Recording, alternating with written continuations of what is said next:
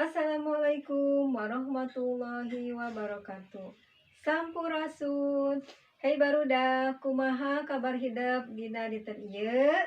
Mugia hidup saterasna aya dina kaayaan sehat walafiat. Alhamdulillah sapertos biasa tiap dinten Rebo tiasa patepang deui sareng Bu Yeni dina pangajaran basa Sunda. Namun sate acan urang diajar hayu urang sasarangan ngadoa supados pangajaran urang dipasihan kalancaran ngadoa mangga dikawitan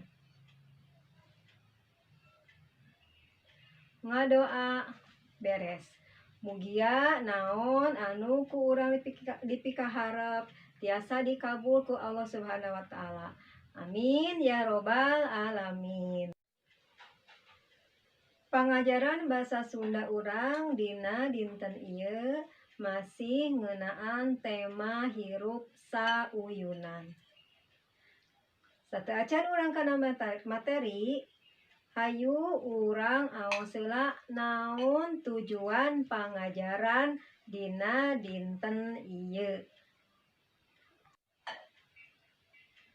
Tujuan pangajaran dina dinten ieu anu kahiji siswa bisa ngalarapkeun aksara gede dina kalimah wawaran. Anu kadua siswa bisa nyusun pertanyaan kalawan merenah. Anu katilu siswa bisa nyaritakeun eusi dongeng.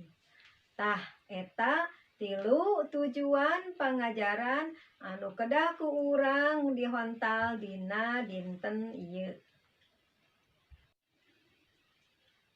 Hayu urang kawitan kana materi. Hidup masih emut naon kalimah wawaran teh? Kalimah wawaran nyaeta kalimah anu eusina mere nyaho atawa mere beja. Eusi kalimah wawaran henteu ngabutuhkeun jawaban atawa ngabutuhkeun tindakan ti anu narima wawaran atawa ti anu diajak nyarita. Pami dina basa Indonesia mah kalimah wawaran teh disebatna kalimat berita. Nyaeta ngaberitakeun atawa mere nyaho atawa mere beja. Aya dua rupa kalimah wawaran. Nyaeta hiji kalimah wawaran basajan. Naon kalimah wawaran basajan teh? Kalimah wawaran basajan nyaeta kalimah wawaran anu diwangun ku subjek jeung predikat sarta bisa ditambah ku objek atawa henteu. Naon ari subjek? Subjek teh palaku.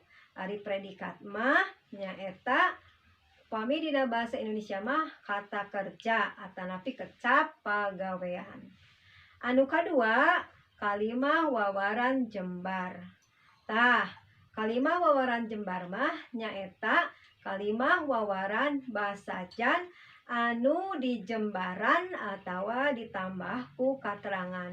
Jadi kalimah wawaran jembar mah kalimah wawaran oge tapi ditambahan ku katerangan. Tadi urang bade diajar aksara gede dina kalimah wawaran. Ku ibu parantos dijelaskeun naon kalimah wawaran teh. Tah ayeuna hidup tangtos masih emut naon aksara gede teh?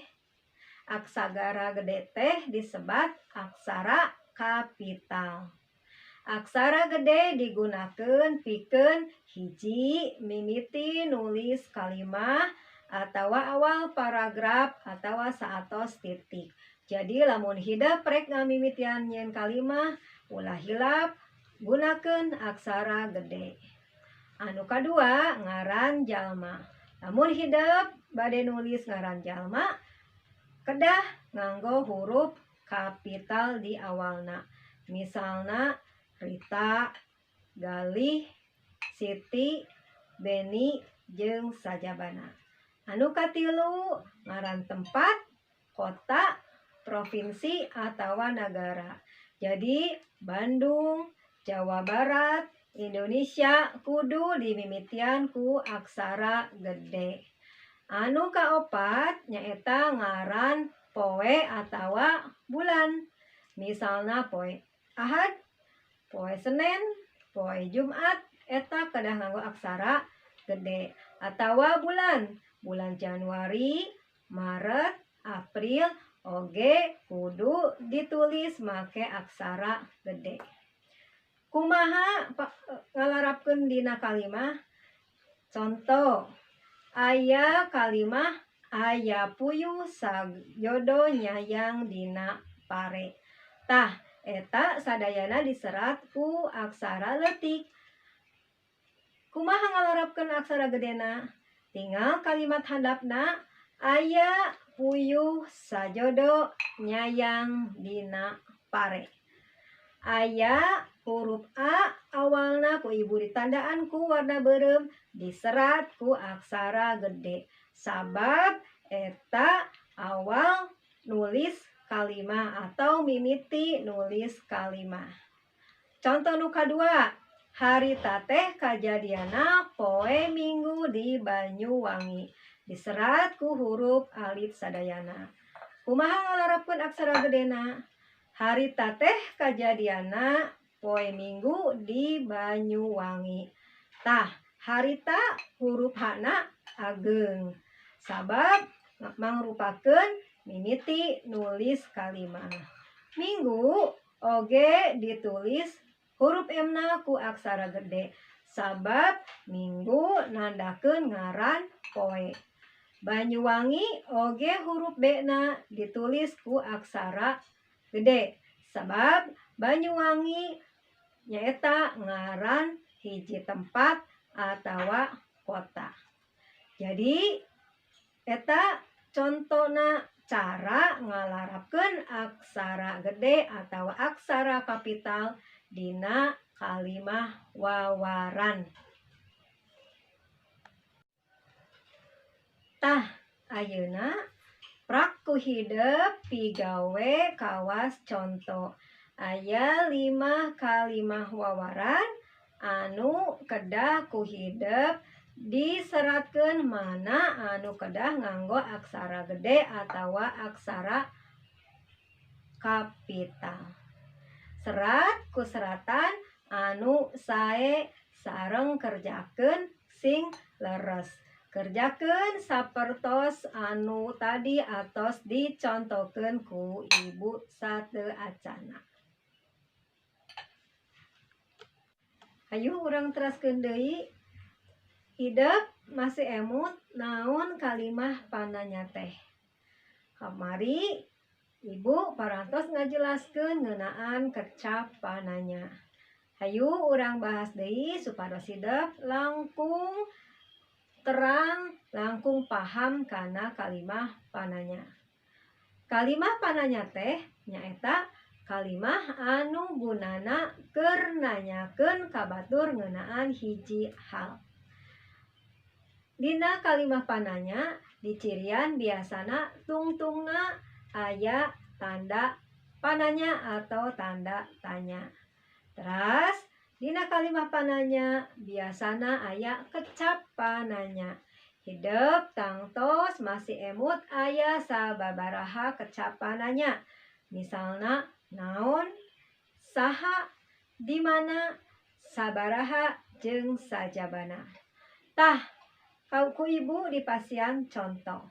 Misalna hideup bade ngadamel kalimah pananya anu jawabana poe Minggu. Tah contoh kalimah pananya na poe naon jaki nganjang ka imah rapi. Jadi urang ngadamel kecapananya poe naon jaki nganjang ka imah rapi. Jawabana poe Minggu. Tah eta teh contoh kalimah pananya. Kumaha? Kahartos dugi ka dieu. Ayeuna prak ku hideup digawe pancen ngeunaan kalimah pananya. Besian titik-titik ku kalimah pananya. Ulah hilap ditungtungna ditulis tanda pananya.